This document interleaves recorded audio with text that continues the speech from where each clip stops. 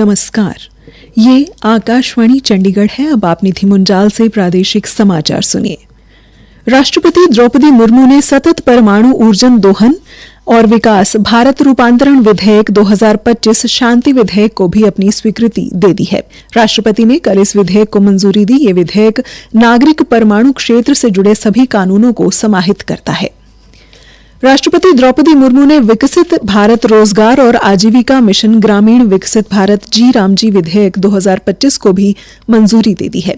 संसद ने इसे शीतकालीन सत्र के दौरान पारित किया था। ग्रामीण विकास मंत्रालय का कहना है कि यह अधिनियम 2047 में विकसित भारत के राष्ट्रीय दृष्टिकोण के अनुरूप एक ग्रामीण विकास ढांचा स्थापित करेगा। इसके अंतर्गत प्रत्येक वित्तीय वर्ष में प्रत्येक ग्रामीण परिवार को 125 दिनों की मजदूरी रोजगार की वैधानिक गारंटी प्रदान की जाएगी। इस योजना में केंद्र और राज्य सरकारों के बीच निधि बंटवारे का अनुपात अधिकांश राज्यों के लिए 60 और 40% होगा, जबकि पूर्वोत्तर और हिमालयी राज्यों में इस अनुपात को 90 और 10% रखा गया है। इस योजना के अंतर्गत यदि किसी को समय पर काम नहीं दिया जाता है तो बेरोजगारी भत्ता देने का प्रावधान भी है। रेलवे 26 दिसंबर से रेल किराए को युक्तिसंगत बना रहा है। सामान्य श्रेणी में 215 किलोमीटर तक की यात्रा के लिए किराए में बदलाव नहीं किया जा रहा।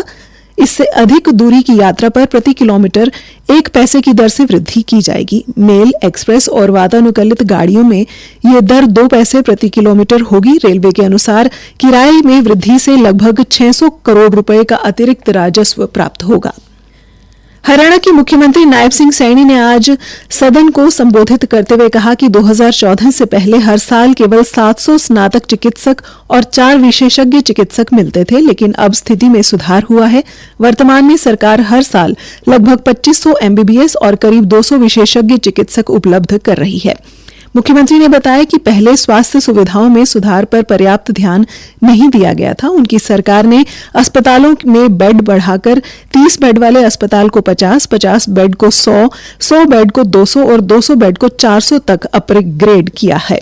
साथ ही हर जिले में एक मेडिकल कॉलेज और आधुनिक सुविधाओं वाला अस्पताल बनाने की प्रक्रिया जारी है। इन अस्पतालों में इलाज के साथ साथ स्वच्छता का भी विशेष ध्यान रखा जा रहा है। इसके अलावा आज की कार्रवाई में विधानसभा से कांग्रेस का वॉकआउट भी हुआ।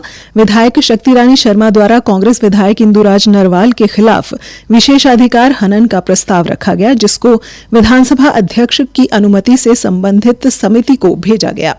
प्रधानमंत्री नरेंद्र मोदी के आह्वान पर हर घर स्वदेशी अभियान के तहत भारतीय जनता पार्टी की आत्मनिर्भर भारत संकल्प रथ यात्रा कल रोहतक पहुंची। प्रदेश अध्यक्ष मोहनलाल बड़ौली ने पार्टी कार्यालय मंगल कमल में यात्रा का स्वागत किया और आगे के गंतव्य के लिए इसे रवाना किया। इस दौरान संकल्प पत्र भरवाकर स्थानीय लोगों से स्वदेशी अपनाने की अपील की गई। इस यात्रा की शुरुआत मुख्यमंत्री नायब सिंह सैनी ने 7 दिसंबर को कैथल से की थी। ये यात्रा प्रदेश के सभी जिलों से होकर गुजरेगी और 24 दिसंबर को पंचकुला में समापन होगा। यात्रा के समापन अवसर पर पंचकुला में कई कार्यक्रम आयोजित किए जाएंगे, जिनमें केंद्रीय गृह मंत्री अमित शाह मुख्य तौर पर शिरकत करेंगे। भारतीय जनता पार्टी के प्रदेश अध्यक्ष पंडित मोहनलाल बड़ौली ने कल जींद और फतेहाबाद में आयोजित जिला कार्यकारिणी की बैठक में कहा कि अटल बिहारी वाजपेयी के नेतृत्व में जहां देश के विकास को एक नया आयाम मिला, वहीं वर्तमान में प्रधानमंत्री नरेंद्र मोदी के नेतृत्व में आधुनिक भारत का निर्माण हो रहा है। श्री बड़ौली ने बताया कि अटल जन्म शताब्दी वर्ष पर 25 दिसंबर से 31 दिसंबर तक प्रदेश की सभी 90 विधानसभाओं में अटल स्मृति सम्मेलन आयोजित होंगे। हर विधानसभा में कम से कम एक चौक, चौराहा, उद्यान, सड़क का नाम अटल बिहारी वाजपेयी के नाम पर रखा जाएगा और उनकी मूर्ति स्थापित की जाएगी। अटल स्मृति सम्मेलनों में 3 वक्ता अटल जी के जीवन, विचारों और उपलब्धियों पर प्रकाश डालेंगे। श्री बड़ौली ने कहा कि 1 सप्ताह तक चलने वाले कार्यक्रमों के तहत रक्तदान शिविर, सुशासन यात्राएं एवं प्रभात फेरियां आयोजित की जाएंगी। उन्होंने कहा कि जिला स्तर एवं प्रमुख शहरों में कवि सम्मेलन, चित्रकला प्रतियोगिता एवं प्रश्नोत्तरी प्रतियोगिताएं भी आयोजित की जाएंगी। पलवल जिले के गांव असावटा स्थित आर्य समाज मंदिर में कल डिवाइन चैरिटेबल ब्लड सेंटर की तरफ से रक्तदान शिविर लगाया गया। शिविर में ग्रामीणों ने 50 यूनिट रक्तदान किया। शिविर के दौरान ग्रामीणों को रक्तदान के बारे में जागरूक भी किया गया। इसी के साथ ये समाचार बुलेटिन समाप्त हुआ। नमस्कार।